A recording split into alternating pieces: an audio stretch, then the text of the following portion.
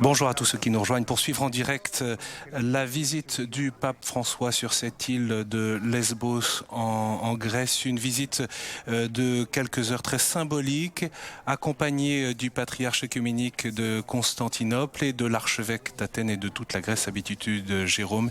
Eh bien, le pape François arrive maintenant au camp de réfugiés de Moria. C'est une visite humanitaire, une visite œcuménique. C'est également un voyage très particulier, a dit le pape François, dans l'avion qui le menait à Lesbos, une visite sous le signe de la tristesse du fait de la crise et de la grande tragédie que connaissent de nombreux migrants.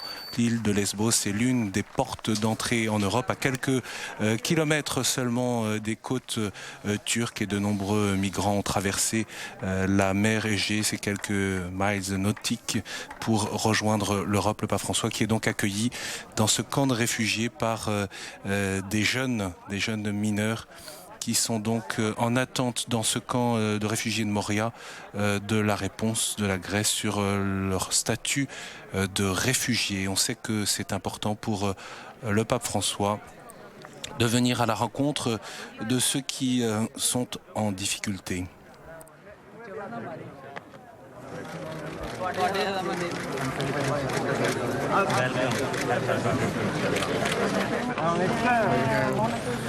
Tout à l'heure à l'aéroport international de Mytilène sur cette île de Lesbos, le pape François a été accueilli par le Premier ministre grec Alexis Tsipras qui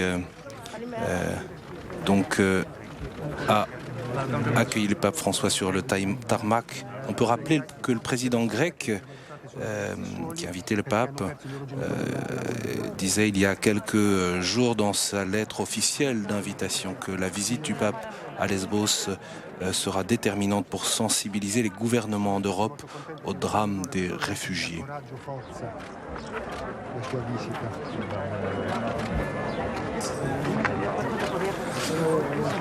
Et parmi ces jeunes qui sont présents, un certain nombre ont perdu leurs parents du fait de la situation au Moyen-Orient ou même du fait des conditions de voyage pour rejoindre l'Europe ou fuir leur pays. L'archevêque d'Athènes s'est exprimé également lors d'une petite rencontre privée avec le pape François à l'aéroport international tout à l'heure. L'archevêque d'Athènes, orthodoxe, dans un pays orthodoxe, je vous le rappelle, la Grèce, disait au pape qu'il l'accueillait avec beaucoup de joie. Vous venez dans un moment critique pour notre peuple. Bien sûr, il y a les problèmes économiques qui concernent la Grèce, mais qui concernent également l'ensemble du monde entier. Mais pour la Grèce, c'est un moment très particulier, car le problème des réfugiés est majeur. Il a pris des dimensions qui dépassent les possibilités d'accueil dans le pays. L'archevêque orthodoxe d'Athènes qui remerciait le pape François d'avoir répondu à l'invitation du Saint-Synode grec orthodoxe à venir dans le pays. On peut souligner que les relations entre l'Église catholique et l'Église orthodoxe en Grèce ne sont pas simples. Elles ne l'ont pas été ces dernières années. Le pape Jean-Paul II était venu en 2001 en Grèce et c'était une visite historique. Et l'on peut constater que la manière dont s'est organisée rapidement cette visite du pape François est confirmée seulement il y a quelques jours, est évidemment un signe très fort qui manifeste cette volonté des chrétiens de manifester leur soutien, leur solidarité, leur proximité à toutes ces personnes en difficulté.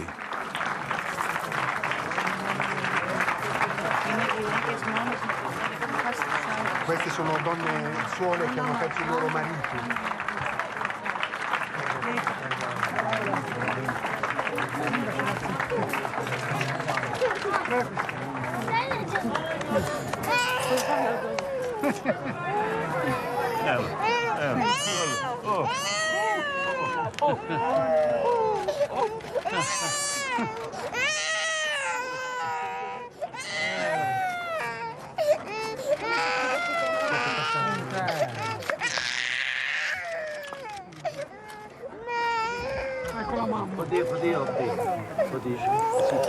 Voilà, sollicitude, compassion et tendresse à la fois de la part du patriarche œcuménique de Constantinople et du pape François envers ses enfants, ses jeunes et ses femmes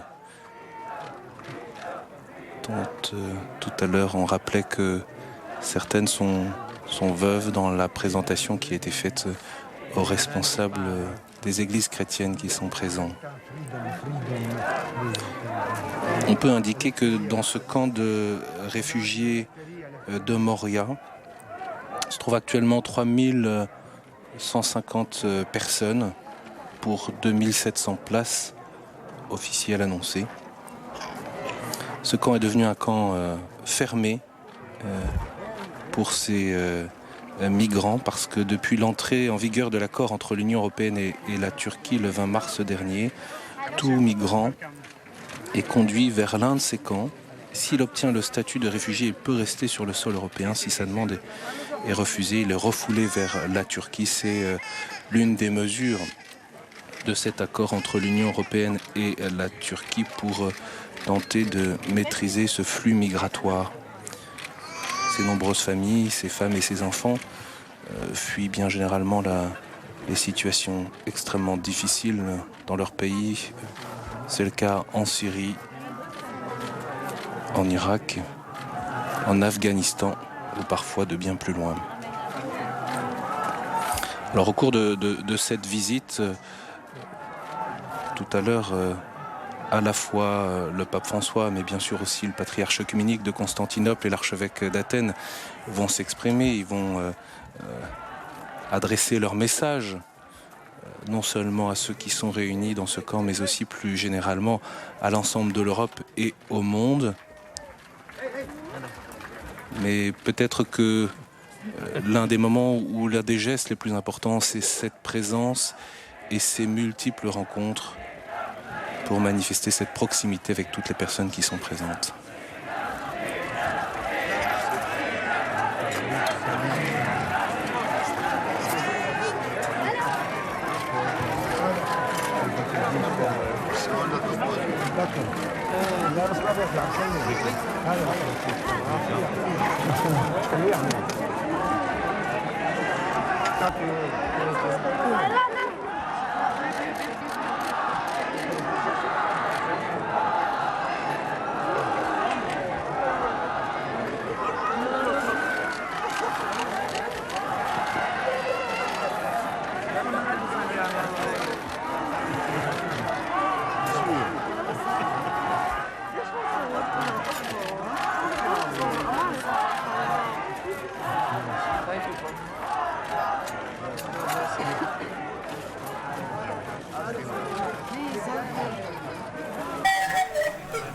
Nous sommes en direct depuis ce camp de réfugiés de Moria sur l'île de Lesbos en Grèce et on voit à la fois le pape François, le patriarche œcuménique de Constantinople et l'archevêque d'Athènes prendre le temps de rencontrer les uns et les autres. Nous sommes avec Philippine de Saint-Pierre, bonjour. Bonjour Étienne. Depuis Lesbos, peut-être que on peut préciser la situation particulière de ce camp de réfugiés de Moria qui se trouve sur cette île. Oui, c'est un camp qui est malheureusement connu pour des conditions de vie particulièrement déplorables au point que plusieurs ONG ont quitté les lieux ces dernières semaines en signe de protestation.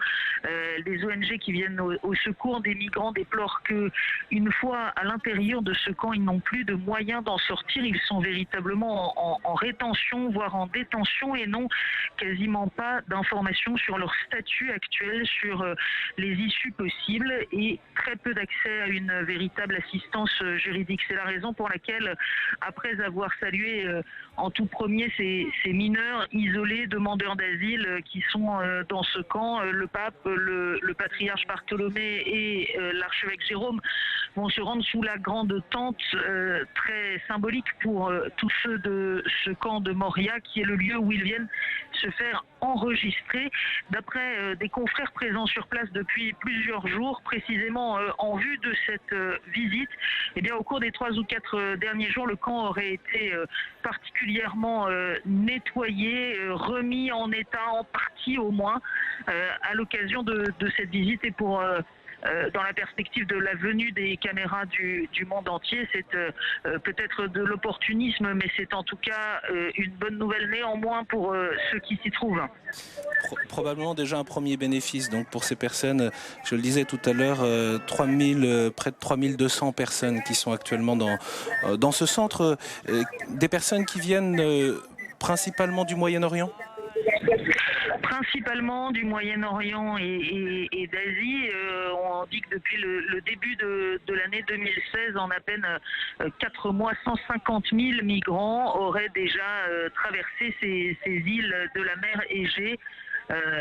Presque 1 850 000 sont venus au cours de l'année précédente en 2015 et c'est un flot ininterrompu malgré cet accord donc récent entre l'Union européenne et la Turquie et contre lequel s'est élevé en particulier le Vatican qui prévoit que tout migrant arrivé ici en Grèce après le 20 mars et qui n'a pas fait de demande d'asile préalable ou dont la demande a été rejetée, eh bien sera renvoyé en Turquie. Depuis, évidemment, les demandes d'asile ont explosé en quelques jours dans l'espoir de passer à travers les mailles du filet de cet accord pour éviter d'être reconduits, renvoyés en Turquie.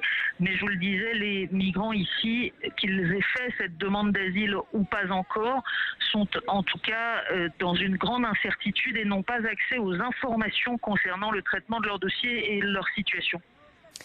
Alors on peut voir ces échanges et ces gestes d'affection. Je ne sais pas en quelle langue s'expriment les migrants, comme on vient de le voir à l'instant, cette femme. Mais en tout cas, il y a une proximité et une joie particulière. D'ailleurs, l'organisation Caritas Internationalis, qui intervient également auprès des migrants sur cette île de Lesbos, rappelait combien eh bien, c'était important pour eux cette visite. À l'instant, vous voyez aussi le patriarche de Constantinople qui réajustait, si je puis dire, la soutane et l'habit du pape François. Il y a cette proximité très forte, cette présence fraternelle, à la fois de l'archevêque d'Athènes, du patriarche œcuménique de Constantinople et du pape François auprès de ces réfugiés. Comment comprendre cette présence fraternelle? Au fond, pourquoi ces 3 hommes ont souhaité rendre possible cette visite? Je crois que c'est le premier signe qu'ils ont voulu donner, c'est que l'heure n'est plus à la pusillanimité ou à la préoccupation pour les intérêts de chacun. On sait que les relations entre l'archevêché d'Athènes et Rome ne sont pas simples. On sait que le chemin œcuménique est long et parfois difficile. Pour autant, ils veulent montrer qu'ils sont préoccupés de la même façon et en commun par le sort de ces réfugiés. Ils veulent aussi, par cette présence, par ce signe, attirer l'attention des médias du monde entier. De ce point de vue, c'est incontestablement déjà un succès. Mais j'allais dire, d'abord, comme pasteurs et comme chrétiens, ils n'ont pas de solution à proposer aux dizaines de milliers de personnes qui se trouvent ici. Ils sont d'abord et tout simplement venus leur témoigner leur proximité, leur sollicitude, leur dire que eux, comme pasteurs, comme représentants de l'Église du Christ sur la terre, eh bien, ils veulent dire que ces personnes ne sont pas oubliées et inviter tous ceux qui vivent dans des situations plus confortables à se rappeler que l'humanité est une famille commune. C'est la raison d'ailleurs pour laquelle le directeur de la salle de presse du Saint-Siège précisait la tonalité de ce voyage, un voyage à caractère humanitaire et œcuménique et non pas politique, au sens politicien du terme. Voilà, alors c'est une précision qu'a voulu faire le père Lombardi pour expliquer l'intention du pape, le pape qui l'a redit dans les quelques mots qu'il nous a adressés à bord du vol. Cette intention, c'est d'abord la proximité, c'est d'abord la sollicitude. c'est d'abord attirer le regard du monde sur le fait que nous avons, avec cette crise des migrants, la plus grande crise humanitaire depuis la Seconde Guerre mondiale. Ça n'est pas la première fois que le pape le dit, mais il ne cesse de le répéter, et encore ce matin avec force. Voilà cette dimension. Elle est quand même aussi politique, quoi qu'en dise le père Lombardi, mais politique dans le sens noble du terme, au sens où elle concerne la cité, et même pas une cité ou une nation en particulier, mais désormais le destin commun de l'humanité, et c'est là-dessus que le pape, le patriarche et l'archevêque d'Athènes veulent insister.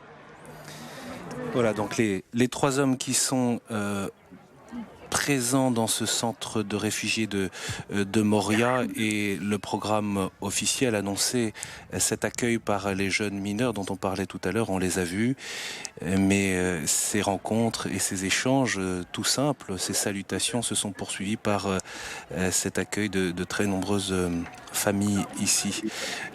Dans ce centre, on le disait tout à l'heure, qui est un centre de rétention administrative, en quelque sorte, dans l'attente de savoir si ces réfugiés vont obtenir ou non un statut particulier pour rester sur le sol de l'Union européenne.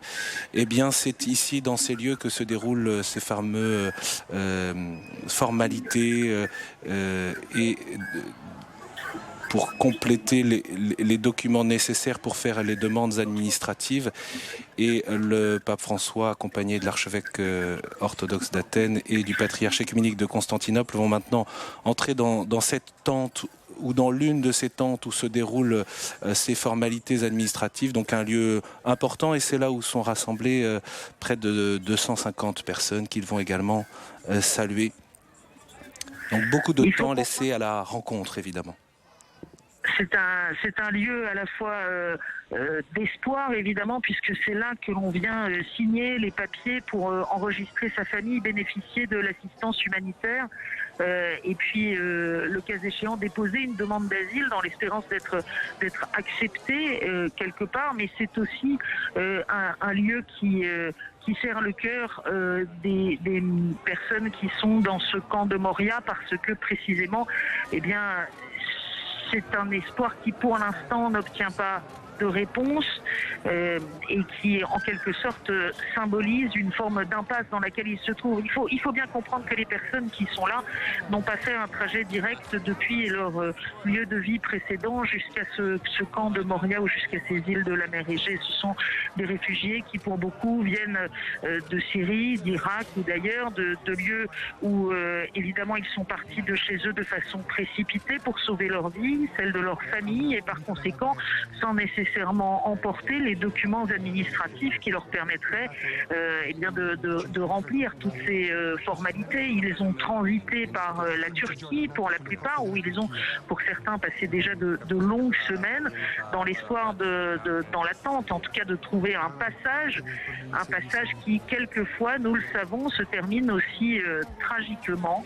Et le pape, à de nombreuses reprises, là aussi, a attiré l'attention sur le fait que la Méditerranée ne peut pas continuer à devenir un tombeau pour tant de migrants, eu égard aux conditions d'extrême précarité dans lesquelles ces passages sont organisés. Donc ces personnes qui sont là, elles sont déjà en exil depuis des semaines, des mois, avant d'arriver dans ce camp. Et arriver dans ce camp, eh bien, ça paraît les premières heures un aboutissement d'avoir pu passer en quelque sorte à l'intérieur des frontières de l'Union européenne. Et pour autant, eh bien, rapidement, ça se transforme en l'impression d'une impasse, d'une impossibilité de sortir des barrières de ce camp, avec, pour tous ceux qui n'avaient pas déposé leur demande avant le 20 mars ou qui sont arrivés depuis, eh bien, la crainte de se voir renvoyés vers la Turquie.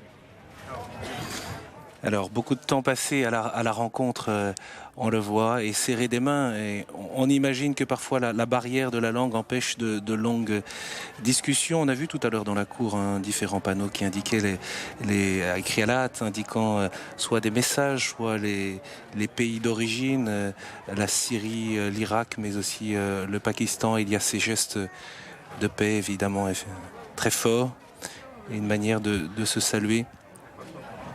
Et cette proximité du pape François, du patriarche œcuménique de Constantinople et de l'archevêque d'Athènes. La Caritas, qui a un lieu d'accueil sur le port Lesbos indiquait que notamment les enfants qui sont accueillis et qui dessinent un peu spontanément, qui s'expriment par le dessin quand ils sont un peu à l'abri, figurent souvent leur maison, tout en noir et souvent détruite. En tout cas pour tous ceux qui viennent de Syrie. Il y a bien sûr la barrière de la langue, et en même temps on sait que c'est aussi un des charismes du pape François que d'être pleinement présent à la rencontre avec chacun, point n'est besoin d'échanger beaucoup de mots. Hélas, évidemment chaque histoire est particulière, mais la dimension tragique de chacune n'échappe pas évidemment au pape François, qui a déjà rencontré de très nombreux migrants et réfugiés, et sa présence, sa sollicitude, le regard échangé, le geste de bénédiction pour ceux qui le demandent, car il faut rappeler qu'il y a dans ce camp des migrants de toutes confessions. Et bien tout cela fait la rencontre, illustre cette culture de la rencontre à laquelle le pape invite, par opposition à la culture du rejet. Effectivement, barrière de la langue, mais universalité du langage de la tendresse et manifestation de la fraternité. Je vous parlais tout à l'heure des dessins manifestés. Voilà, un dessin qui visiblement compte pour le pape François. Le père Ziad, que l'on connaît bien, qui est un jésuite syrien et qui est basé à Homs, évoquait la visite du pape François à nos amis de l'œuvre d'Orient. Cette visite représente un grand espoir à ses yeux, notamment pour tous ceux qui traversent la mer dans des conditions difficiles, à la merci des passeurs, serrés jusqu'à plus de 60 sur des canaux pneumatiques normalement conçus pour accueillir 12 à 15 personnes. Et ceux qui traversent du coup sont souvent obligés du coup de jeter leurs affaires car il n'y a pas de place et se retrouvent sans bagages en arrivant sur le sol de l'Union européenne. Pour ceux qui y parviennent, car on sait que les naufrages, hélas, continuent en mer Méditerranée depuis plusieurs années.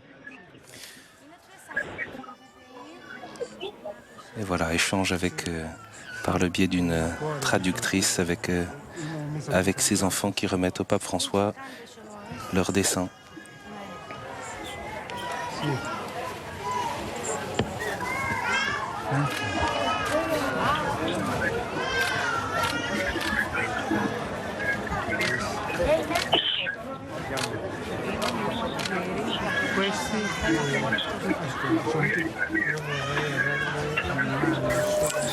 Voilà, ces dessins bien précieux pour les enfants, bien sûr.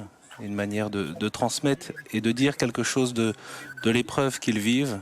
Bien précieux aussi pour le pape François, qui, semble-t-il, donne des indications pour qu'il soit à la fois bien visible. Pardon Étienne, mais toujours, et oui, c'est assez tendre finalement. On connaît la relation d'amitié véritable qui s'est nouée entre le pape François et le patriarche œcuménique de Constantinople, Bartholomée Ier. Les deux hommes se comprennent, se sont déjà rencontrés plusieurs fois. On se souvient évidemment de leur rencontre en Terre Sainte, puis de la venue de Bartholomée à la grande prière pour la paix en Terre Sainte organisée par le pape François au Vatican. Ils sont sur cette crise des migrants vraiment au diapason l'un de l'autre, chacun essayant au maximum de profiter de son audience mondiale pour alerter les consciences, pour inviter fortement les organismes internationaux et le Concert des Nations à agir face à cette situation de crise humanitaire extrême. Et alors que nous sommes ici, il faut le rappeler, en territoire orthodoxe, eh bien, c'est très touchant de voir aussi la sollicitude du patriarche Bartholomée, le primus inter pares du monde orthodoxe, à l'égard du pape François, qui le suit, qui, vous le disiez, rajuste son habit ou sa croix pectorale et n'hésite pas à faire lui-même, le cas échéant, le traducteur pour accueillir son frère de Rome avec avec l'accord, l'adhésion de l'archevêque Jérôme.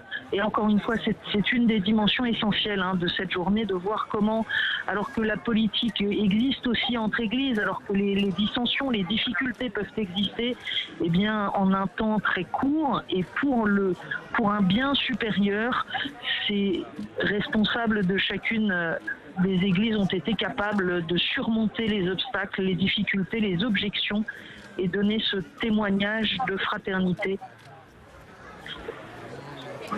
Et ça, c'est un signe fort, puisqu'à travers eux, c'est une grande partie du monde chrétien qui alerte ici les consciences internationales sur la situation que vivent les migrants, les réfugiés, les demandeurs d'asile.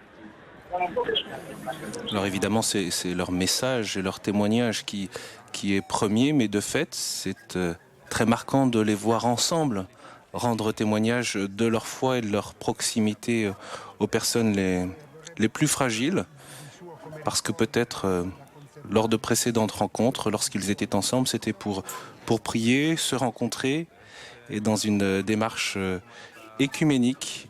Et là, c'est pour rendre un témoignage fort à l'ensemble de l'Union européenne, mais peut-être aussi bien sûr du monde, puisque cette crise des migrants, elle touche différentes parties du monde et de nombreux continents.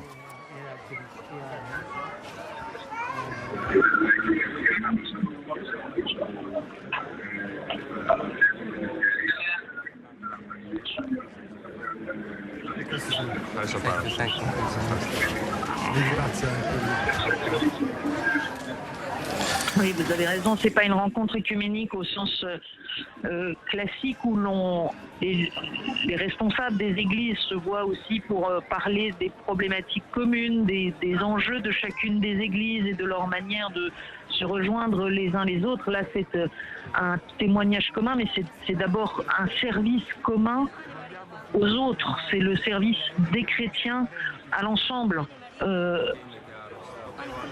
L'humanité, quelle que soit la confession de ceux qui sont là, quelle que soit leur origine, ils sont venus dire que les disciples du Christ sont à leur service comme tous les hommes de bonne volonté, et que, ayant eux la possibilité d'attirer l'attention des médias, de s'adresser directement aux responsables internationaux, eh bien ils le font pour le service de leurs frères en humanité. Et on parlait tout à l'heure de la trajectoire, des voyages difficiles, éprouvants, tragiques et parfois marqués par la mort. Mais on voit aussi dans ces rencontres des sourires et de la tendresse. Le patriarche Bartholomé jouant manifestement avec l'un des enfants. Cela dit aussi la disponibilité de ces responsables d'église et leur désir de proximité. Peut-être, Philippine, on peut profiter de ce temps de salutation et de rencontre dans cette tente, dans ce camp de réfugiés de Moria sur l'île de Lesbos, pour se souvenir que l'un des gestes marquants du pape François au tout début de son pontificat, c'était sa visite sur l'île de Lampedusa, en Italie, mais auprès des migrants pour dénoncer la culture de l'indifférence. C'était très peu de temps après le début du pontificat. C'était son premier déplacement, le 8 juillet 2013, tout premier déplacement en Italie, à l'extrême sud de l'Italie. C'est un des points de chute chaque année de milliers d'immigrés. Et le pape s'y était rendu. Il avait notamment, après un long moment de silence face à la mer, jeté une couronne de fleurs jaunes et blanches en mémoire de toutes ces victimes, de ces tentatives de rejoindre le nord, disparues en mer. Le pape qui avait rencontré un jeune porte-parole des migrants et qui avait redit avec force son hostilité, son opposition à la mondialisation de l'indifférence.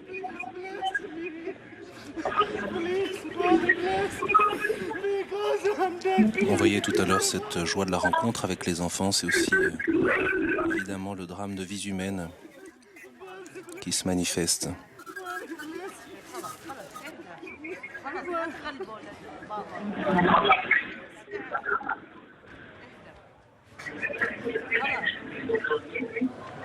Thanks. You just thanks. Thanks.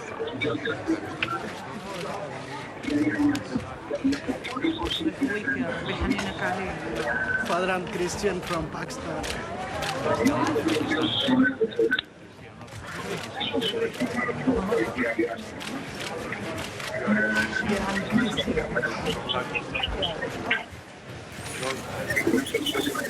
Voilà, écoute, compassion, proximité. On peut se souvenir que à Lampedusa, le pape soulignait que notre société occidentale a oublié l'expérience des pleurs et invitait à demander au Seigneur de pleurer à la fois sur notre indifférence, sur la cruauté qui se trouve dans le monde, et puis sur tous ces drames qu'expérimentent de si nombreuses personnes aujourd'hui.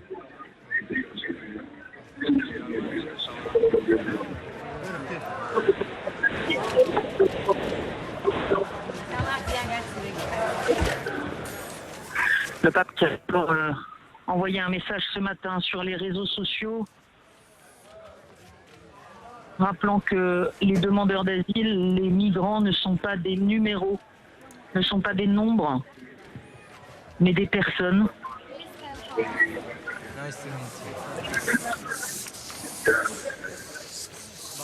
Et c'est d'ailleurs la raison pour laquelle le Vatican a marqué sa désapprobation en ce qui concerne certains aspects de cet accord entre l'Union européenne et la Turquie qui est entré en vigueur le 20 mars dernier. Le cardinal Parolin, le secrétaire d'État du Saint-Siège, évoquait même l'humiliation de fermer les portes de l'Europe aux réfugiés. Le cardinal Parolin qui évoquait à ce moment-là le drame humanitaire de tant de frères qui par nécessité parviennent aux frontières du continent européen et demandent à être accueillis. Et François lui-même, qui, rappelons-le, le jeudi saint avait lavé les pieds de demandeurs d'asile. Il y a un mois encore, à l'approche de la Semaine Sainte, à l'audience générale, il fustigeait les portes et les cœurs fermés. Et il citait ceux qui vivent en ce moment une situation d'exil réelle et dramatique, loin de leur patrie, avec encore dans les yeux les ruines de leur maison, dans leur cœur la peur et souvent la souffrance pour la perte de personnes chères. Le pape qui avait aussi justement rendu hommage aux nations et aux gouvernants qui ouvrent leur cœur et qui ouvrent leurs portes, saluant le généreux secours apporté aux migrants par la Grèce et invitant les pays européens à se répartir équitablement les charges. Il faut rappeler que la Grèce se trouvait déjà avant le paroxysme de cette crise migratoire dans une situation économique effroyable. Beaucoup de personnes de la population grecque se trouvaient elles-mêmes fort démunies et ça n'a pas empêché d'assister depuis des mois à de très nombreux gestes de solidarité de personnes qui se trouvaient elles-mêmes dans une très grande précarité.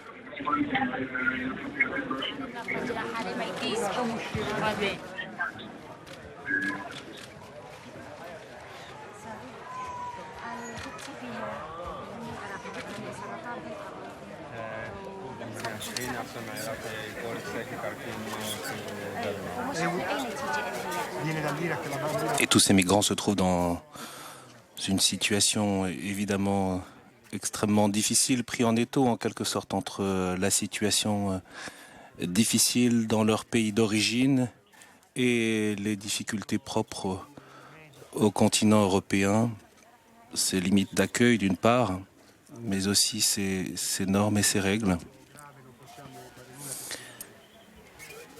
Et de fait, le pape François n'a cessé d'attirer l'attention sur cet enjeu de la solidarité, que l'Europe puisse trouver aussi et être à la hauteur de ce qui fait ce qui a fait sa grandeur et ce qui irrigue aussi ses valeurs.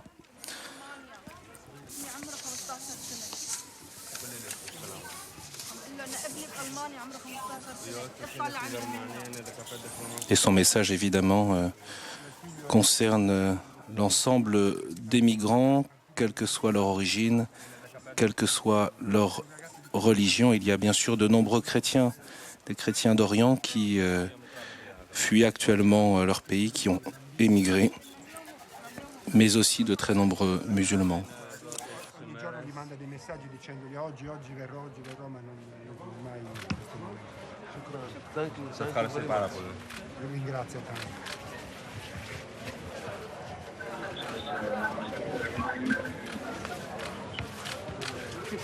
Sir, my dad police have now blood in your leg, and we are very tired here. Can you help me? احكي لي نحن بنترجم له. أبوي شرطي وعنده بلاتين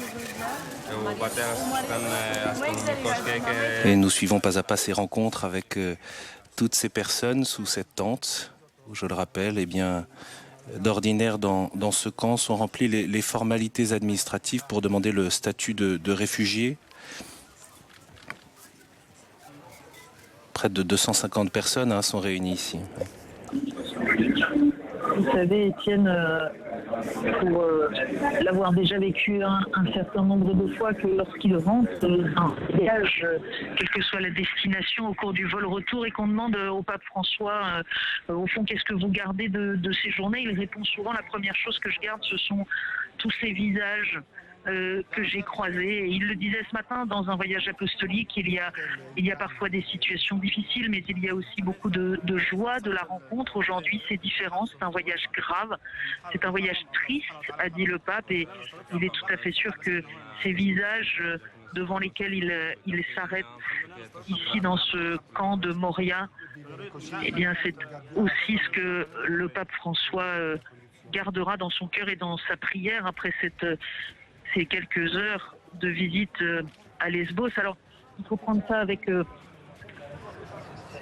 avec un peu de prudence, mais l'organe grec de coordination de la politique migratoire a indiqué à nos confrères de l'agence France-Presse que le pape aurait exprimé le souhait de ramener lui-même au Vatican des réfugiés qui appartiennent à des groupes vulnérables, c'est-à-dire en particulier ceux qui craindraient pour leur vie s'ils étaient renvoyés chez eux et qui sont arrivés à Lesbos avant la mise en vigueur de l'accord avec la Turquie. Il s'agirait, selon la télévision publique grecque, de 3 familles hébergées non pas dans ce camp de rétention de Moria, mais dans le camp ouvert de Kara Tepe. C'est une information qui n'est à l'heure actuelle pas du tout confirmée du côté du Saint-Siège, mais qui circule en tout cas beaucoup dans les médias. Et on peut se rappeler d'ailleurs à cette occasion que le pape François avait lancé cet appel à l'ensemble des paroisses de l'Union européenne, du continent européen, à accueillir au moins une famille de réfugiés. C'était ce qu'on appelle lancé en septembre. Qu'il l'a fait lui-même en accueillant des réfugiés qui se sont installés, accueillis au Vatican, une famille. Voilà, on verra si cette information se confirme. En tout cas, l'essentiel de la démarche du pape, du patriarche Bartholomée aujourd'hui aux côtés de l'archevêque Jérôme, c'est vraiment de montrer que ces personnes ne sont pas oubliées et d'obliger en quelque sorte le reste du monde à ne pas les oublier, à prendre d'urgence des mesures. Lesquelles mesures ne peuvent se limiter au fait d'ériger des barrières ou de bloquer les frontières, puisque c'est véritablement une crise migratoire mondiale d'une ampleur extrêmement importante qui touche les continents et qui doit donc être saisie, affrontée par l'ensemble du concert des nations, mais en particulier pour les situations qui sont celles des réfugiés présents ici sur ces îles grecques, et évidemment par les nations de l'Europe.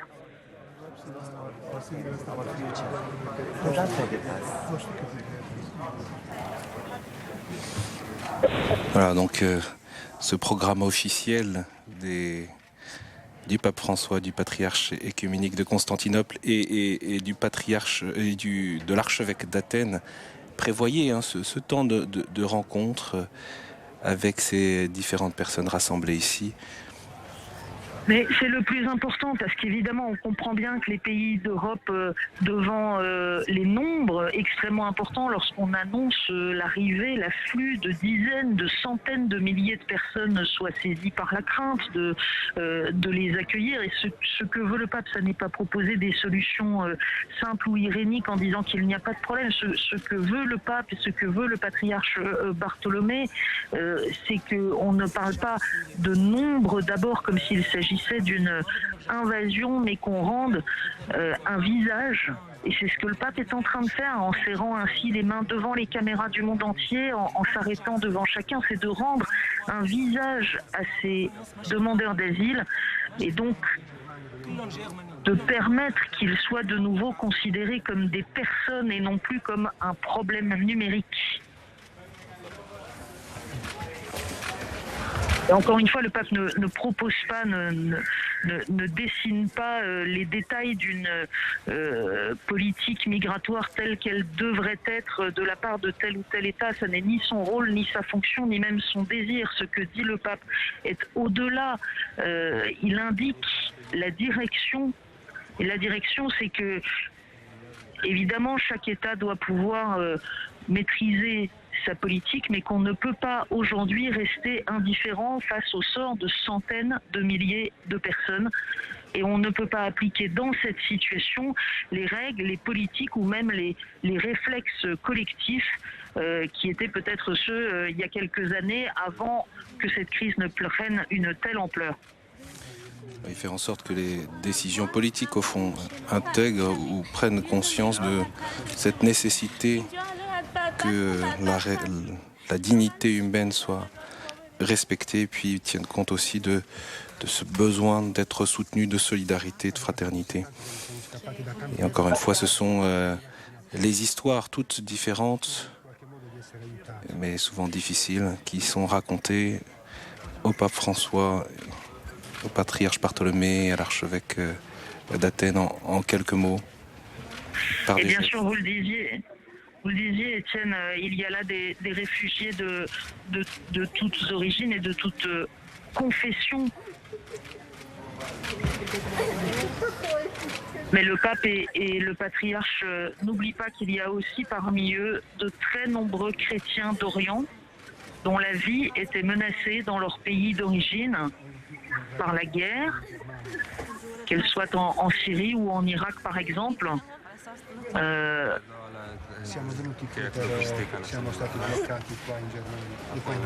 Et bien sûr, il n'y a pas de différence dans leur manière d'accueillir, d'écouter chacun de ceux qui sont là, mais il y a aussi dans leur cœur de pasteur la préoccupation pour ces chrétiens d'Orient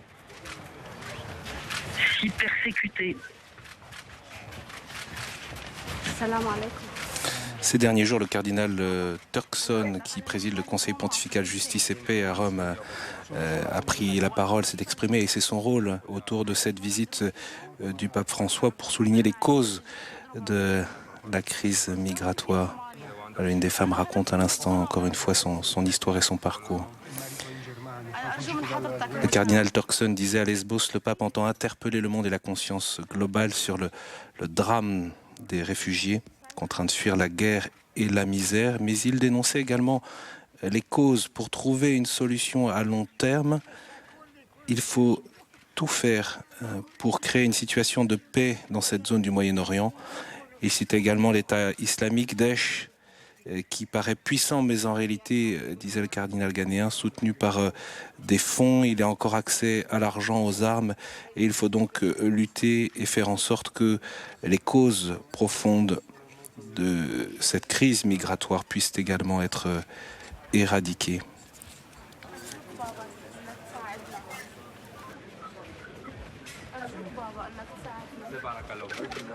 Per favore aiutatemi, per favore aiutatemi.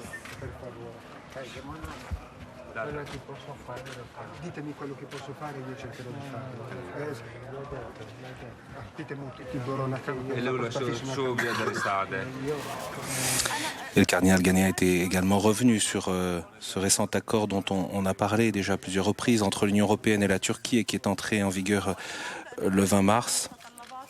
Les mesures mises en place par l'Europe qui consistent en quelque sorte à verser 6 milliards d'euros à la Turquie pour la gestion des réfugiés refoulés de l'Union européenne sur le territoire turc. Eh bien, ces mesures mises en place par l'Europe, disait le cardinal Turkson, donner cette grande somme d'argent à la Turquie, peut-être que cela permet d'être plus tranquille maintenant, mais pour combien de temps, s'interrogeait le président du Conseil pontifical Justice et Paix.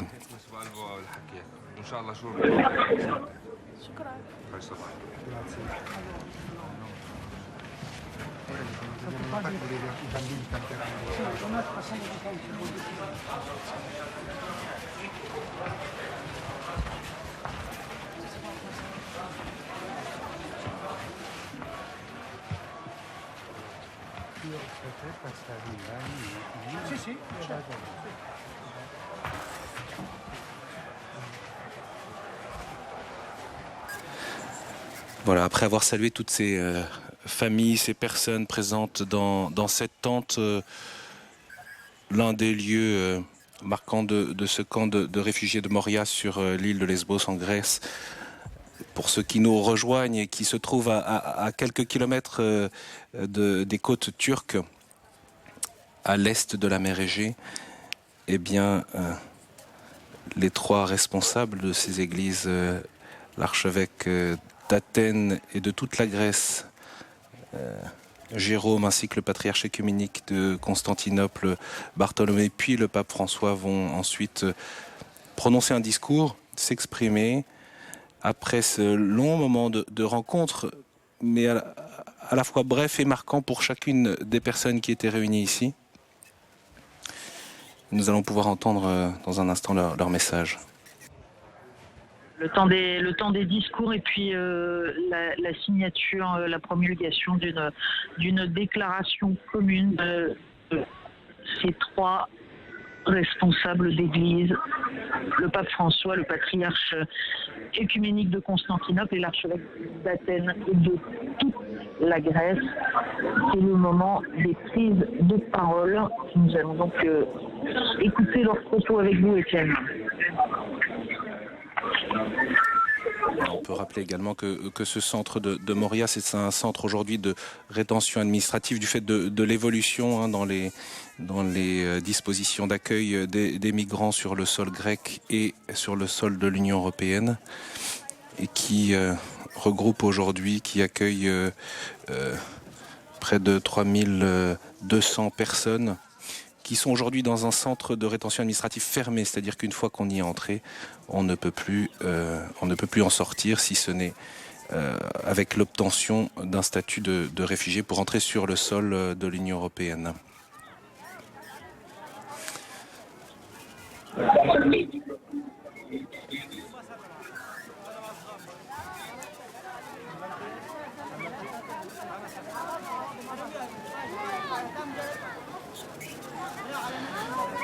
Et avant peut-être d'écouter ces fameuses prises de parole, Philippine, peut-être un dernier mot sur le point d'attention, sur vous qui êtes dans l'île de Lesbos, pour ceux qui sont présents et qui suivent de très près et sur place cette visite.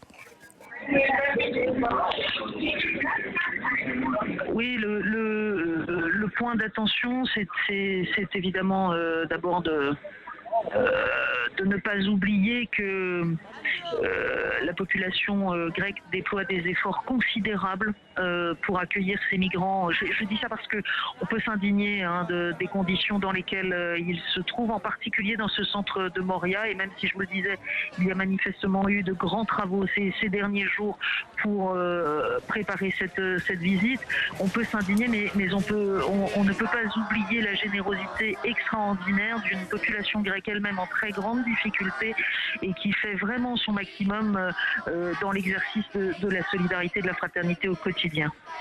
Merci beaucoup Philippine, on se retrouve bien sûr tout à l'heure, ce sera autour de 12h45 ici, heure de Paris, pour la rencontre avec les habitants de la ville de Mytilène. Nous, bien sûr, nous restons avec le pape François dans ce camp de Moria, avec le patriarche œcuménique Bartholomé et l'archevêque d'Athènes. Et à l'instant, eh bien, c'est un chœur d'enfants, une petite chorale, qui chante pour ses visiteurs.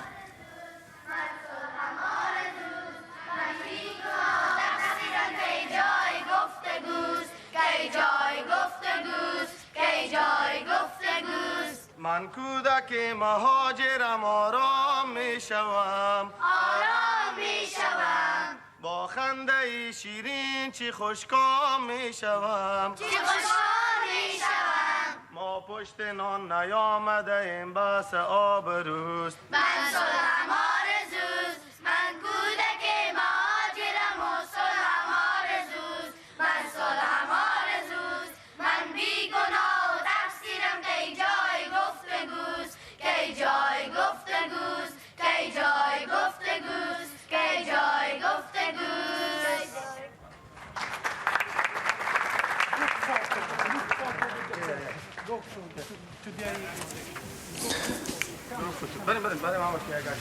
Voilà, maintenant après ces temps de rencontre, eh bien voilà la photo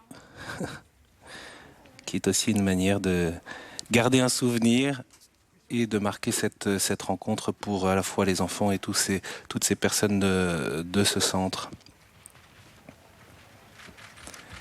Et comme on le disait tout à l'heure, visite marquante, commune, conjointe, visite œcuménique avec le pape François, avec le patriarche œcuménique de Constantinople et bien sûr l'archevêque d'Athènes. Les deux responsables orthodoxes étant à l'origine de l'invitation du pape François sur cette île grecque de Lesbos.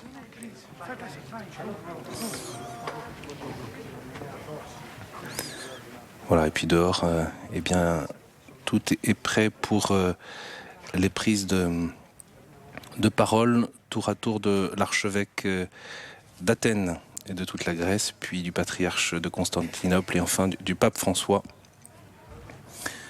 après avoir pris ce temps précieux pour chacune des personnes et rappeler la dignité de chacune des personnes migrantes ici dans ce camp de Moria.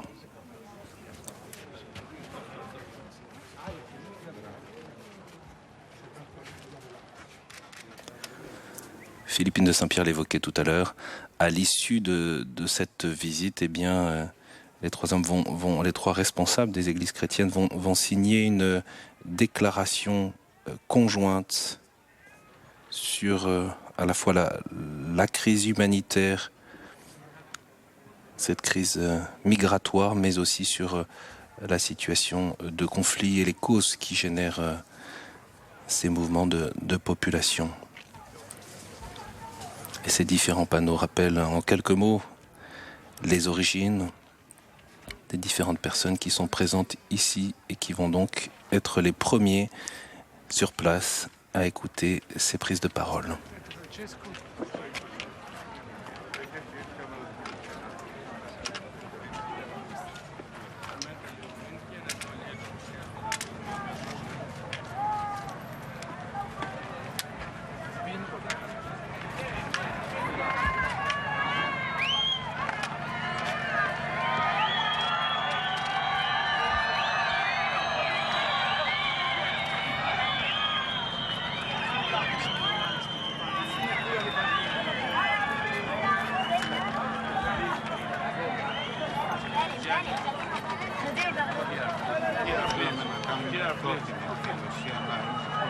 Toglietevi di mezzo.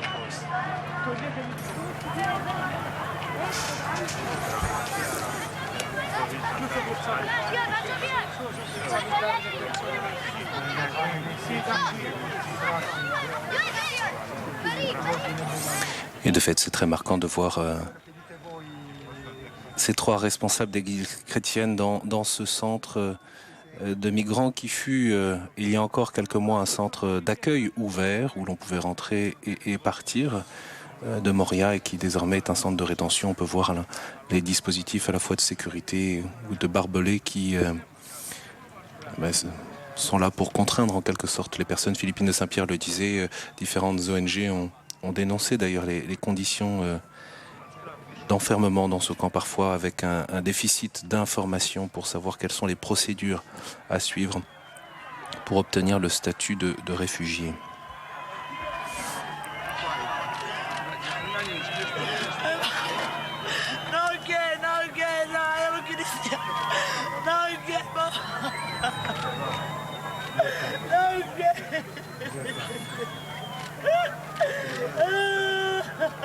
Ouais, ce sont aussi des pleurs qui se manifestent.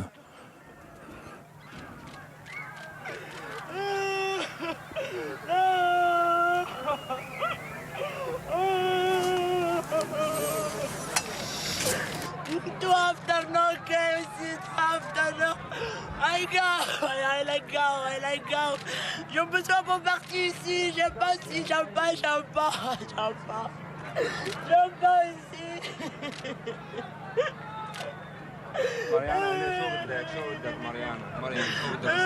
بدي اطلع من هون خلاص جاي.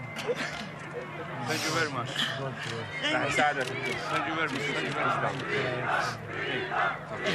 Thank you very much.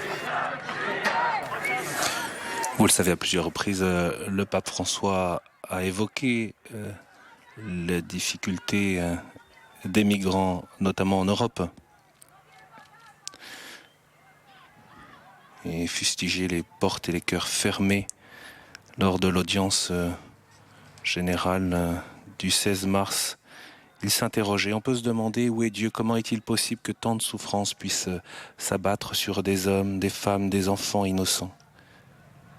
Et poursuivant sa méditation et son enseignement, le pape ajoutait « Dieu n'est pas absent de ces situations dramatiques, Dieu est proche et il fait de grandes œuvres de salut pour qui se confie en lui. Il ne faut pas céder au désespoir, mais continuer à être sûr que le bien vainc le mal. »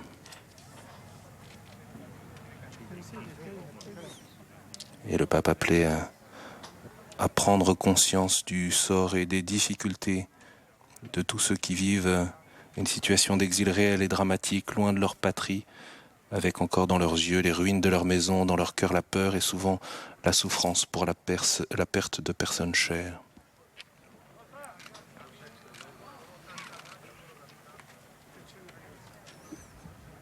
Le pape qui salue également le généreux secours apporté aux migrants, que ce soit en Grèce ou dans d'autres pays, pour se distribuer équitablement les charges. Et cet appel renouvelé à ouvrir ses portes et son cœur et lutter contre la mondialisation de l'indifférence.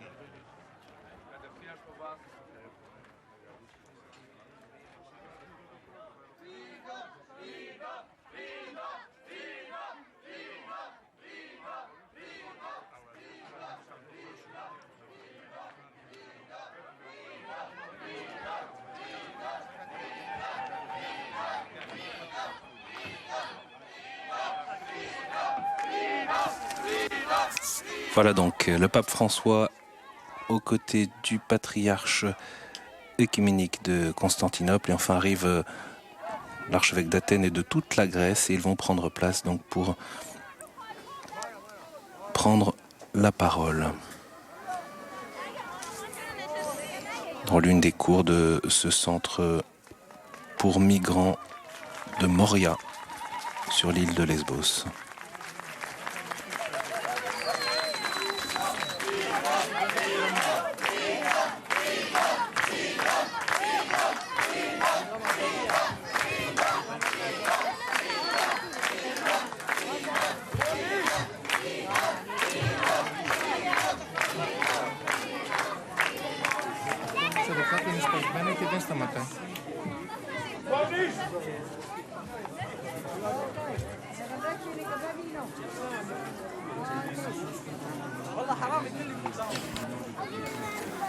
Voilà, et dans cette cour ont été rassemblées diverses personnes qui sont dans ce camp, originaires à la fois du Moyen-Orient, d'Asie ou parfois même d'Afrique, et qui pour la plupart ont transité bien sûr par la Turquie qui se trouve à quelques kilomètres, les côtes turques de cette île de Lesbos, cette île grecque.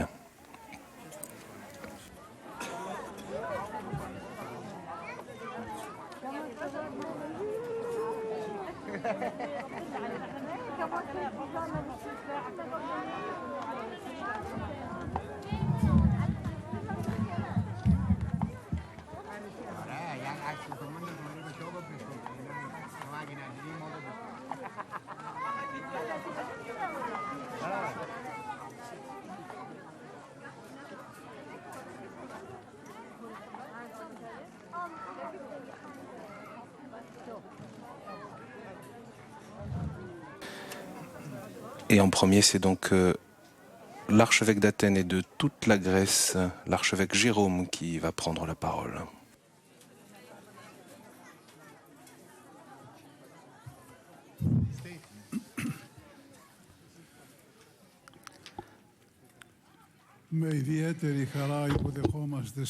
Et avec une très grande joie que nous accueillons aujourd'hui à Lesbos le chef de l'Église catholique romaine, Pape François. Nous estimons cruciale sa présence sur le territoire de l'Église de Grèce, cruciale puisque nous portons ensemble l'attention du monde entier, chrétien et non chrétien, la tragédie actuelle de la crise des réfugiés. We consider his presence in the territory of the Church of Greece to be pivotal because together we bring forward before Votre présence est fondamentale. Comme ça, nous porterons à l'attention du monde, chrétien et non chrétien, donc l'attention sur la tragédie des réfugiés.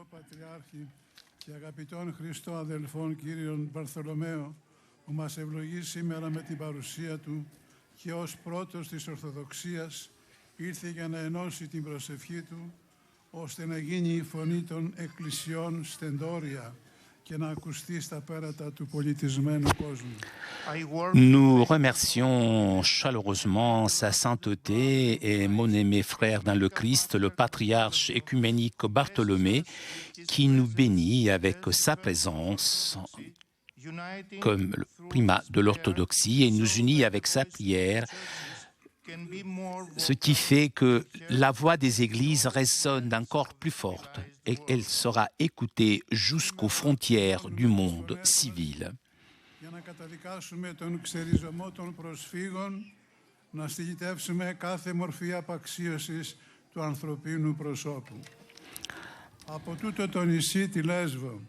Ελπίζω να ξεκινήσει ένα παγκόσμιο κίνημα ευαισθητοποίησης ώστε να αλλάξουν ρότα όσοι κρατούν τις τύχες του κόσμου στα χέρια τους και να επιστρέψει η ειρήνη και η ασφάλεια σε κάθε σπίτι, σε κάθε οικογένεια, σε κάθε πολίτη. Aujourd'hui, nous unissons nos voix pour condamner la dévalorisation, la déracinement et dénoncer toute forme de dévalorisation de la personne humaine depuis cette île de Lesbos. J'espère qu'il commencera un mouvement mondial de conscience, de prise de conscience pour le changement de la situation actuelle de la part de ceux qui ont entre leurs mains le sort des nations et pour reporter la paix et la sécurité dans chaque famille et pour tout citoyen. που έχουν οδηγήσει αυτούς τους ανθρώπους σε αδιέξοδο. Θα ενεργούμε όμως μέχρι να πάψει αυτός ο παραλογισμός και η αποξίωση του ανθρώπινου προσώπου. Nous n'avons pas, malheureusement, ce n'est pas la première fois que nous dénonçons les politiques qui ont mené ces personnes à se trouver dans cette situation dramatique. Toutefois, nous agirons jusqu'à que l'on arrête de cette situation de dévaluation de la personne humaine. Θα μπορέσουν να αντιληφθούν αμέσως το πλήρες μέγεθος της χρεοκοπίας της ανθρωπιάς και της αλληλεγγύης που επιδεικνύει η Ευρώπη τα τελευταία χρόνια απέναντι σε αυτούς τους ανθρώπους και όχι μόνο. Καμαρώνω για τους Έλληνες, οι οποίοι παρά τις δυσκολίες που περνούν, βοηθούν τους πρόσφυγες ώστε να γίνει ο Γολγοθάς τους ελαφρύτερος, ο ανηφορικός τους δρόμος λιγότερο τραχής. Nous n'avons pas besoin de dire beaucoup de mots. Seulement ceux qui ont croisé le regard de ces enfants que nous avons rencontrés dans les camps de réfugiés pourront reconnaître dans sa totalité la banqueroute de l'humanité et de la solidarité que l'Europe a démontrée ces dernières années vis-à-vis de ces personnes, et non seulement vis-à-vis d'eux. Je suis fier du peuple grec qui, même s'il doit faire face à des grandes difficultés, est en train de contribuer à rendre le calvaire des réfugiés un petit peu moins lourd et leur chemin en montée un petit peu moins dur.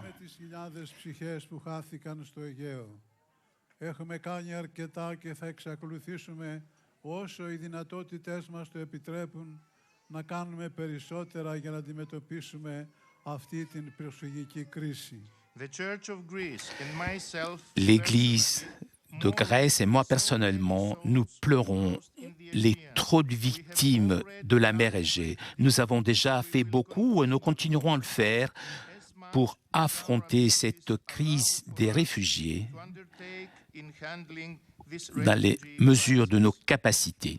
Θα ήθελα να κλείσω τη δήλωσή μου κάνοντας μια έκκληση, μια παράκληση, μια παρότριση να αναλάβει επιτέλους ο Οργανισμός Ηνωμένων Εθνών με τη μεγάλη εμπειρία που διαθέτει να πράξει τα δέοντα ώστε να αντιμετωπιστεί αυτή η τραγική κατάσταση που ζούμε. Ελπίζω να μην ξαναδούμε ποτέ παιδάκια να ξεβράζονται στις παραλίες του Αιγαίου. Εύχομαι σύντομα να τα βλέπουμε εκεί, να παίζουν ανέμελα και να χαίρονται τη ζωή. Je voudrais terminer cette déclaration en demandant une seule chose, un unique appel, une unique provocation. Les agences des Nations Unies, avec la grande expérience qu'ils ont à offrir, doivent affronter enfin cette situation tragique que nous sommes en train de vivre. J'espère de ne jamais plus voir des enfants jetés dans la mer Égée et j'espère de les voir bientôt dans ces mêmes lieux pouvoir profiter sereinement de leur enfance.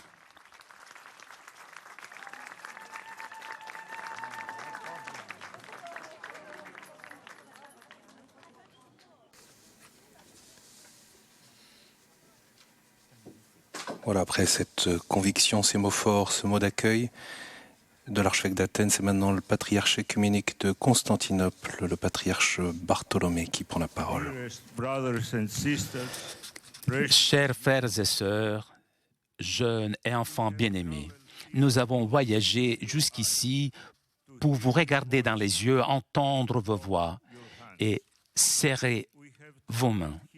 Nous avons voyagé jusqu'ici pour vous dire que nous nous inquiétons pour vous. Nous avons voyagé jusqu'ici puisque le monde ne vous a pas oublié.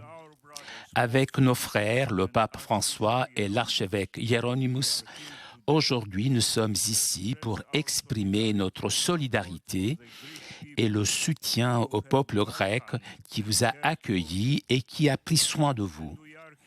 Et nous sommes ici pour vous rappeler que même lorsque les gens nous tournent le dos, Dieu pour nous abri, forteresse. Dieu nous aide dans nos angoisses et donc nous ne devons pas avoir peur. Nous savons que vous êtes venus ici depuis des pays qui sont en guerre, vous avez souffert la famine, vous souffrez et nous savons que vos cœurs sont pleins d'angoisse pour vos familles.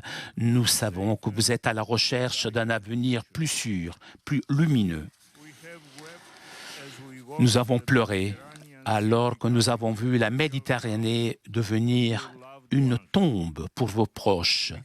Nous avons pleuré en voyant, en constatant la sympathie et la sensibilité du peuple de Lesbos et des autres îles. Mais nous avons pleuré aussi lorsque nous avons vu la dureté des cœurs de nos frères et sœurs, de vos frères et sœurs qui ont fermé les frontières et vous ont tourné le dos. Ceux qui ont peur de vous ne vous ont jamais regardé dans les yeux. Ceux qui ont peur de vous n'ont pas regardé vos visages. Ceux qui ont peur de vous n'ont pas regardé vos enfants. Ces personnes oublient que la dignité et la liberté vont au-delà de la peur et de la division. Ils oublient que l'immigration n'est pas un problème du Moyen-Orient ou de l'Afrique du Nord, de l'Europe ou de la Grèce. C'est un problème du monde entier. Le monde sera jugé de la façon avec laquelle vous sera traité. Et nous serons tous responsables de la façon à laquelle nous répondrons à cette crise et aux conflits dans vos régions d'origine. La Méditerranée ne doit pas être une tombe. C'est un lieu de vie, un carrefour de culture, de civilisation, un lieu d'échange, de dialogue. Pour redécouvrir sa vocation d'origine, il Mare Nostrum, et plus précisément la mer Égée, où nous nous réunissons aujourd'hui, doit devenir une mer de paix. Prions afin que le conflit au Moyen-Orient, qui sont à l'origine de la crise des réfugiés, s'arrête rapidement et que soit rétablie la paix. Prions pour tous les peuples de cette région. Tout particulièrement, nous voudrions souligner la situation dramatique des chrétiens au Moyen-Orient, ainsi que celle des autres minorités ethniques et religieuses de la région qui ont besoin d'interventions urgentes si nous ne voulons pas les voir disparaître. Nous vous promettons que nous ne vous oublierons jamais. Nous n'arrêterons jamais de parler pour vous et nous vous assurons que nous ferons tout notre possible pour ouvrir les yeux et le cœur du monde. La paix n'est pas la fin de l'histoire. La paix est le début d'une histoire liée à l'avenir, au futur. L'Europe devrait le savoir mieux que tout autre continent. C'est pour dompter le vent et la mer en tempête, Jésus, comme raconte l'Évangile, ordonna au vent de s'arrêter lorsque le bateau sur lequel il se trouvait avec ses disciples était en danger.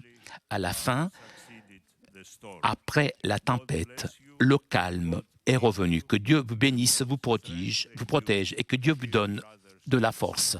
Chers frères et sœurs,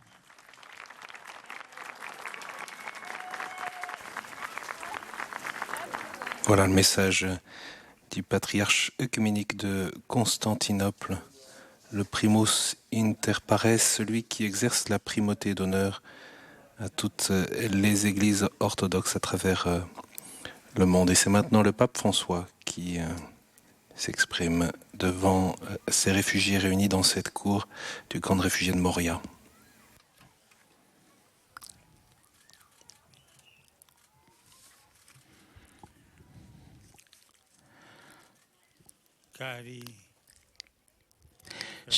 Chers frères et sœurs,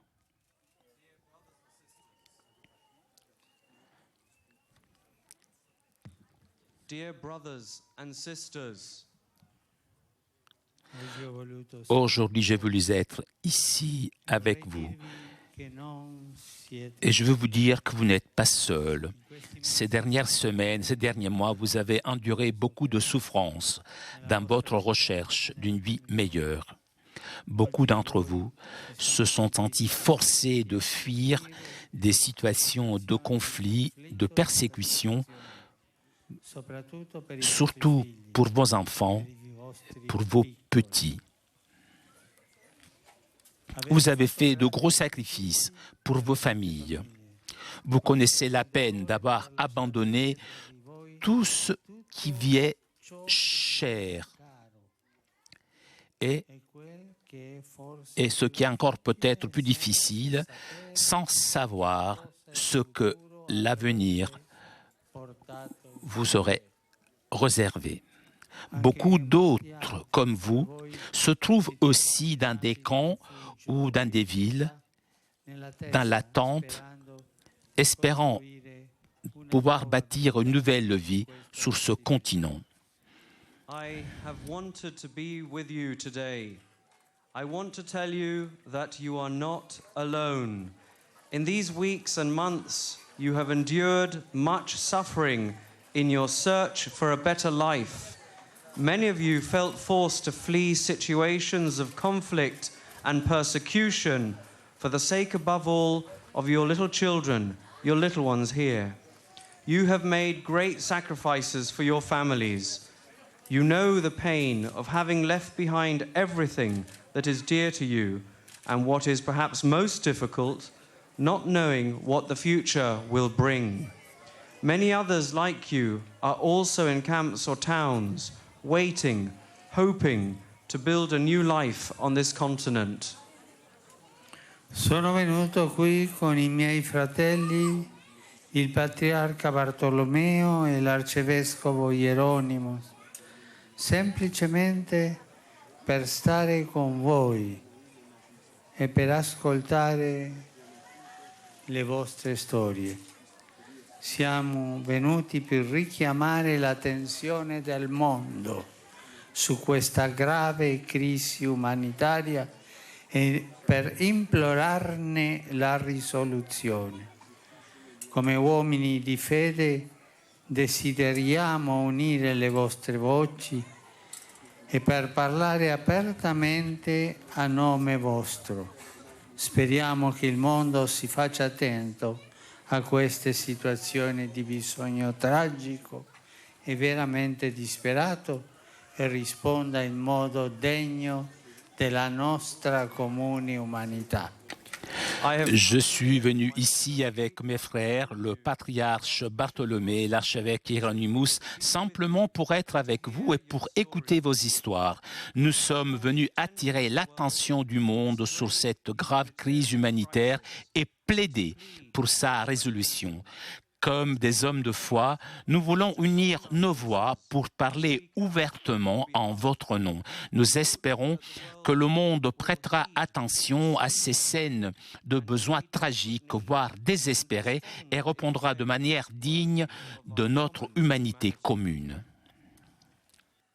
Dio ha creato il genere umano perché formi una sola famiglia.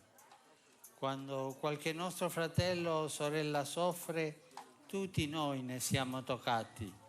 Tutti sappiamo per esperienza quanto è facile per alcune persone ignorare le sofferenze delle altre e persino sfruttarne la vulnerabilità. Ma sappiamo anche che queste crisi possono far emergere il meglio di noi. Lo avete visto in voi stessi e nel popolo greco, che ha generosamente risposto ai vostri bisogni pur in mezzo alle sue stesse difficoltà. Lo avete visto anche nelle molte persone, specialmente giovani, provenienti da tutta l'Europa e del mondo, che sono venute per aiutarvi. Sì, moltissimo resta ancora da fare, ma ringraziamo Dio che nelle nostre sofferenze non ci lascia mai soli. C'è sempre qualcuno che può tendere la mano e aiutarci. Dieu a créé l'humanité pour qu'elle soit une famille. Lorsque n'importe lequel de nos frères et sœurs souffre, nous sommes tous affectés. Nous savons tous par expérience combien il est facile à certains d'ignorer la souffrance des autres et même d'exploiter leur vulnérabilité. Mais nous savons également que ces crises peuvent révéler le meilleur à nous. Vous avez vu cela entre vous et chez le peuple grec qui a généreusement répondu à vos besoins au sein de ses propres difficultés.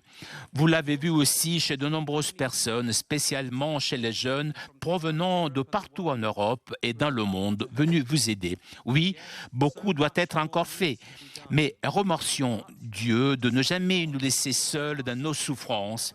Il y a toujours quelqu'un qui peut nous rejoindre et nous aider. Questo è il messaggio che oggi desidero lasciarvi. Non perdete la speranza. Il più grande dono che possiamo offrirci a vicenda è l'amore. Uno sguardo misericordioso, la premura di ascoltarci e comprenderci, una parola di incoraggiamento, una preghiera. Possiate condividere questo dono gli uni con gli altri. Noi, cristiani, amiamo narrare l'episodio del buon samaritano, uno straniero che vide un uomo nel bisogno e immediatamente si fermò per soccorrerlo. Per noi è una parabola che si riferisce alla misericordia di Dio, la quale si rivolge a tutti. Lui è il misericordioso. È anche un appello a mostrare quella stessa misericordia a coloro che si trovano nel bisogno. Possano tutti i nostri fratelli e le nostre sorelle in questo continente, come il buon samaritano, venirvi in aiuto in quello spirito di fraternità, solidarietà e rispetto per la dignità umana che ha contraddistinto la sua lunga storia. Voici le message que je veux vous laisser aujourd'hui. Ne perdez pas l'espérance. Le plus grand don que nous puissions faire les uns aux autres, c'est l'amour. Un regard miséricordieux, une sollicitude portant à écouter et à comprendre, un mot d'encouragement, une prière.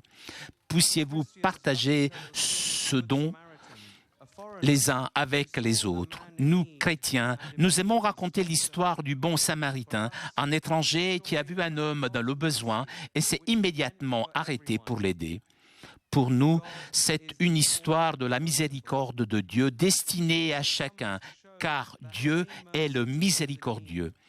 C'est aussi un appel à montrer cette même miséricorde envers ceux qui sont dans le besoin. Puissent tous nos frères et sœurs en ce continent, comme le bon samaritain, venir à votre aide dans l'esprit de fraternité, de solidarité et de respect pour la dignité humaine qui a caractérisé sa longue histoire.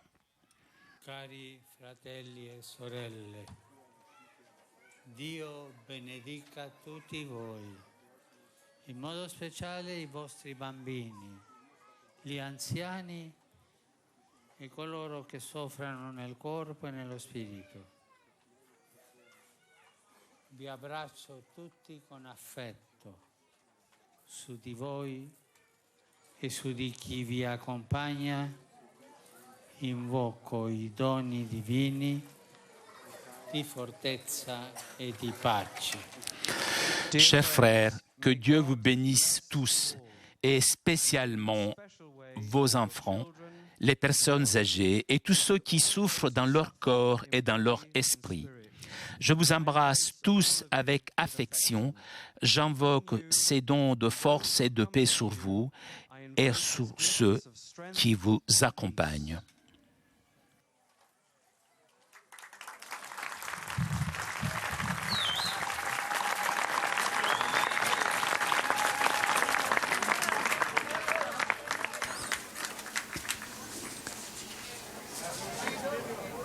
Voilà ces 3 discours aux réfugiés, aux migrants qui sont présents dans son centre de Moria sur l'île grecque de Lesbos. L'archevêque d'Athènes qui rappelait la nécessité d'un mouvement de prise de conscience à l'égard de toutes ces personnes en difficulté et que soit respectée la dignité de toute personne humaine. Ceux qui ont peur de vous ne vous ont pas regardé dans les yeux, insistait pour sa part le patriarche écuménique de Constantinople. Ceux qui ont peur de vous ne vous ont pas regardé face à face, n'ont pas regardé vos enfants.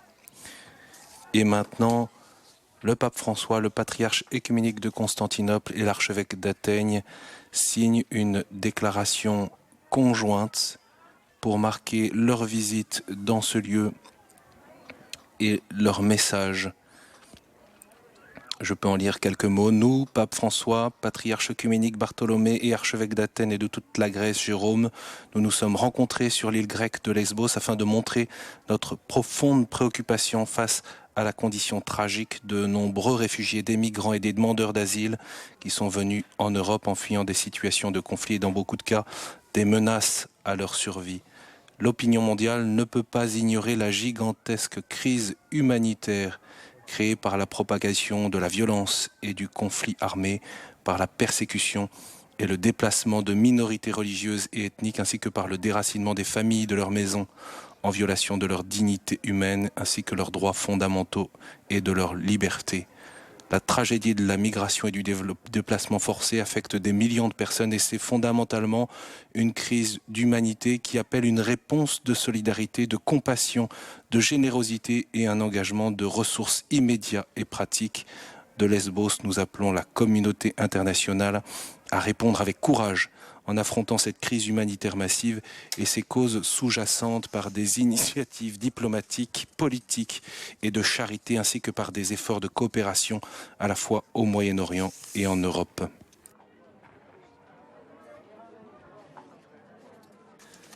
Cette déclaration conjointe qui est donc signée en plusieurs exemplaires pour être consignée aux différentes églises. Ensemble, nous plaidons solennellement pour une fin de la guerre et de la violence au Moyen-Orient, pour une paix juste et durable. Nous demandons aux communautés religieuses d'accroître leurs efforts pour recevoir, pour assister et pour protéger les réfugiés de toutes les confessions et que les services d'assistance religieux et civils travaillent à accorder leurs initiatives, à permettre le retour honorable de ceux qui ont été contraints à abandonner leur maison. Et de fait, c'est l'une des crises humanitaires les plus sérieuses depuis la fin de la Seconde Guerre mondiale pour l'Europe. Notre rencontre, disent encore le pape François, le patriarche de Constantinople et l'archevêque d'Athènes, notre rencontre d'aujourd'hui est destinée à aider, à apporter courage et espérance à ceux qui cherchent un refuge, ainsi qu'à tous ceux qui les accueillent et les assistent. Nous exhortons encore une fois la communauté internationale à faire de la protection des vies humaines une priorité et à soutenir à tous les niveaux les politiques d'intégration, d'inclusion qui s'étendent à toutes les communautés religieuses. La terrible situation de tous ceux qui sont affectés par la présente crise humanitaire, y compris beaucoup de nos frères et sœurs chrétiens, appelle notre prière constante. Voilà quelques extraits de cette déclaration conjointe qui vient d'être signée à l'instant et que vous pouvez bien sûr retrouver dans son intégralité sur notre site internet.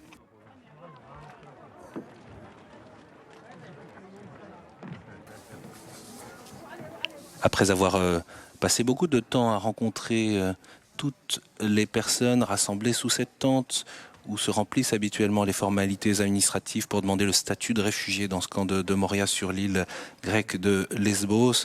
Après s'être exprimé, on a encore en tête ce message du pape François pour signifier que ces migrants, ces réfugiés ne sont pas seuls. Le pape François qui les a invités à ne pas perdre l'espérance. Nous sommes venus attirer l'attention du monde sur cette grave crise humanitaire et plaider pour sa résolution. Comme des hommes de foi, nous voulons unir nos voix pour parler ouvertement en votre nom. Nous espérons que le monde prêtera attention à ces scènes de besoins tragiques. Et le pape François, accompagné du patriarche de Constantinople et de l'archevêque d'Athènes, vont maintenant déjeuner avec 8 personnes migrantes, dont certaines sont issues de Syrie. Elles sont de toute confession et elles vont déjeuner dans ce bâtiment préfabriqué de ce camp.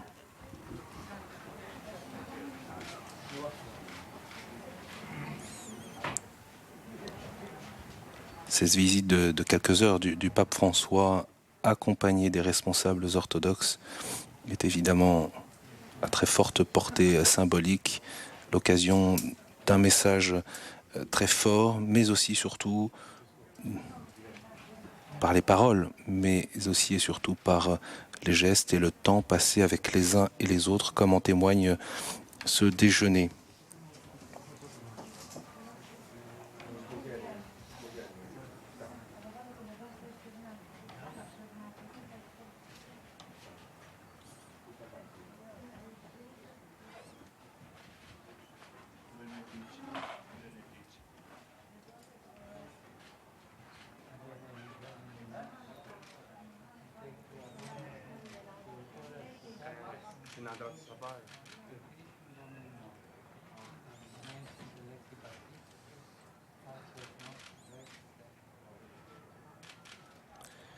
Voilà, c'est le pape François qui vient de prononcer le Benedicite.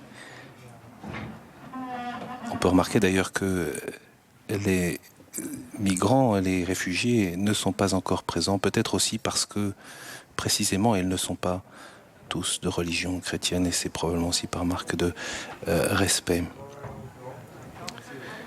Voilà donc ce repas avec les migrants. Le prochain rendez-vous pour suivre cette visite de quelques heures du pape François sur l'île de Lesbos, ce sera à 12h45 pour heure de Paris, pour la rencontre avec les habitants de la ville et la petite communauté catholique. Il y aura à ce moment-là également un moment très fort, un moment marquant, qui est celui de la prière pour les victimes des migrations, pour tous ceux qui sont morts, notamment voulant traverser la mer entre la Turquie et l'île de Lesbos. Cette visite du pape François en Grèce, c'est évidemment à suivre aussi sur le site internet de KTO, www.ktotv.com. Merci à l'équipe de KTO mobilisée pour vous faire vivre cette visite. Merci à Flavio Esposito pour les traductions. Rendez-vous bien sûr à tout à l'heure, donc à 12h45. Nous serons toujours en direct de Lesbos pour suivre cette visite du pape François, du patriarche Bartholoméos et de l'archevêque d'Athènes auprès des migrants dans cette île.